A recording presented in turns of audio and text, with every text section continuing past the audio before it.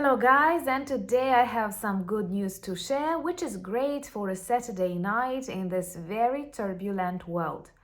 The Ukrainian armed forces have managed to destroy another Russian Su-25 near Toretsk.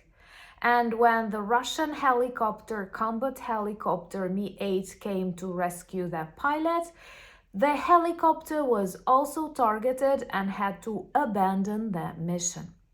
But what makes the situation more intriguing is the fact that the Ukrainian troops continue to move deeper inside the Kursk region of the Russian Federation. I am sure many of you remember how Putin promised a number of times that soon he will retain control over the territories. But the situation is just the contrary, because Ukrainian soldiers now move deeper inside the Kursk region and actually crossed approximately 5 kilometers deeper through the defense line that Russians constructed near Sudzha. Perhaps they will order a new portion of North Korean soldiers, and I personally feel very sorry for these North Korean soldiers. So let's discuss the advances of Ukrainian armed forces, the demilitarization of Russia, and why it is so important, not just for Ukraine, but for you too.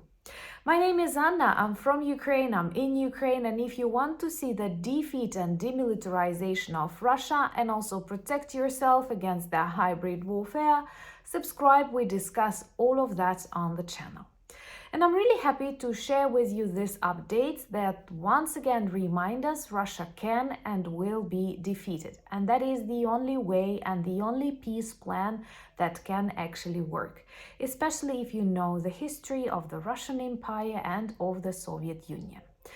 Russia is still fighting with lots of weapons it inherited from the Soviet Union, from Cold War, and honestly, this is a message for my European and American audience. Please remember, you think that Cold War ended with the collapse of the USSR, but unfortunately Putin and his gang still believe they are fighting this war and actually winning this war. So whenever we destroy their military objects, their helicopters and their aircraft, this is another battle won in the good, bad Cold War.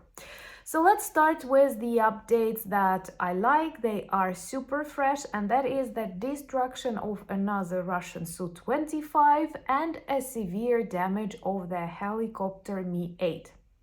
This beautiful special military operation was performed by the fighters of the 28th Ukrainian Brigade, and all happened in Toretsk direction. This is a very hot zone of the Ukrainian front line, and whenever we learn about this destroyed Russian instruments of war, this also means lots of good Ukrainian lives saved.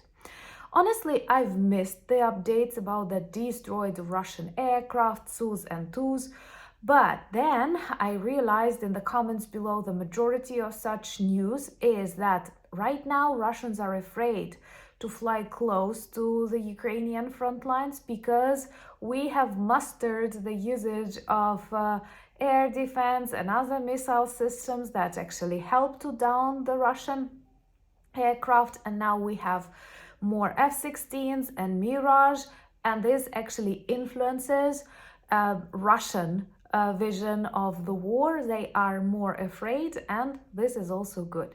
So both Russian fear and Ukrainian ability to destroy their aircraft save and multiply the number of the saved lives.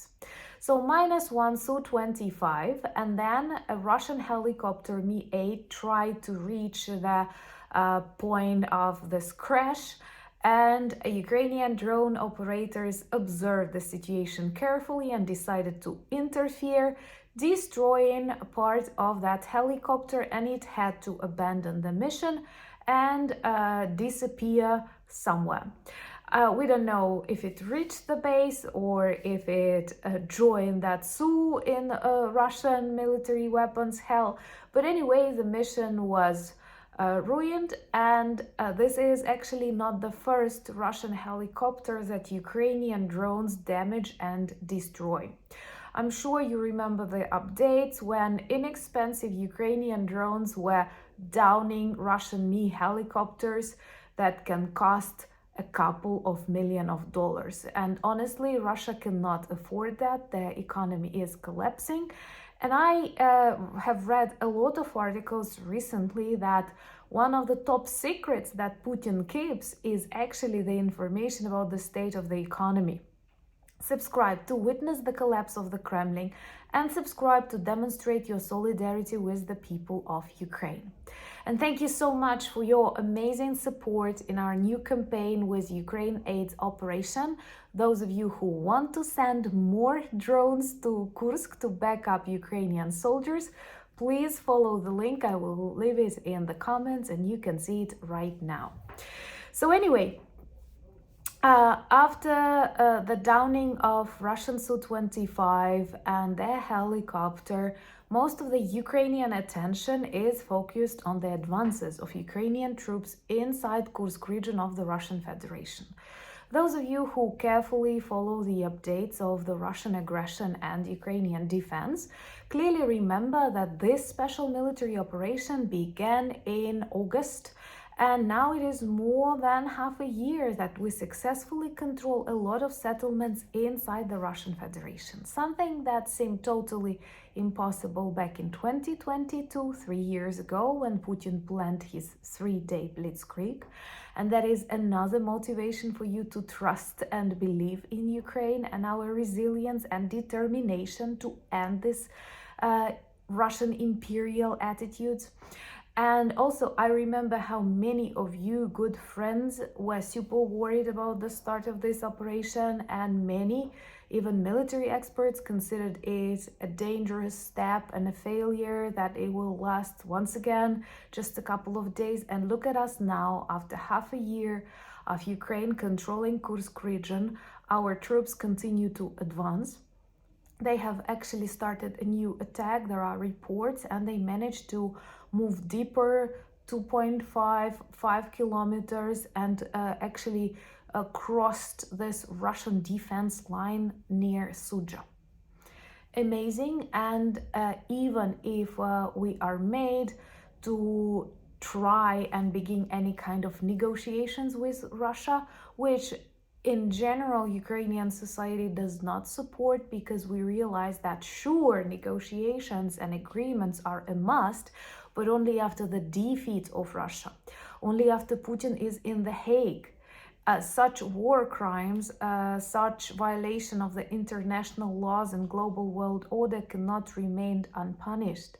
So it's not just that you can talk and forgive, you know, whom I'm quoting, according to this logics, just like Jesus should make friends with Pontius Pilate. So anyway, we continue demilitarizing Russia. We continue undermining Putin's fake image of strong Russia. Their borders are not strong. Even with the backup of North Korean soldiers, there is literally nothing they can do in Kursk. And I'm sure those who want Ukraine to negotiate also see this weakness of Russia, and it influences their opinion. No matter how hard Putin tries to pretend that he is the gatherer of the Russian lands, he is actually the loser of the Russian lands. Remember that, and please remind those who doubt or still buy these fake Russian narratives about their invincibility, when even with thousands of North Korean soldiers, they are not able to take back control over Kursk. And look at their oil refineries totally destroyed, at a huge number of arsenals, aircraft, and not even mentioning their soldiers that Russia lost in this war. And Russia will lose in general. I personally believe that the day when Putin started his full-scale invasion of Ukraine, he started the end of the Russian Federation. Let me know what do you think about this in comments below. Also, let me know, would you like a separate video update about the Russian economy, because there are more and more rumors. Putin is desperately trying to hide the state of Russian economy, and what makes it pathetic in like strong countries, it's typical to hide some information, make it top secret, but it may be about, like, I don't know, aliens. By the way, are you waiting for any files disclosed by President Trump on aliens? I do. Also,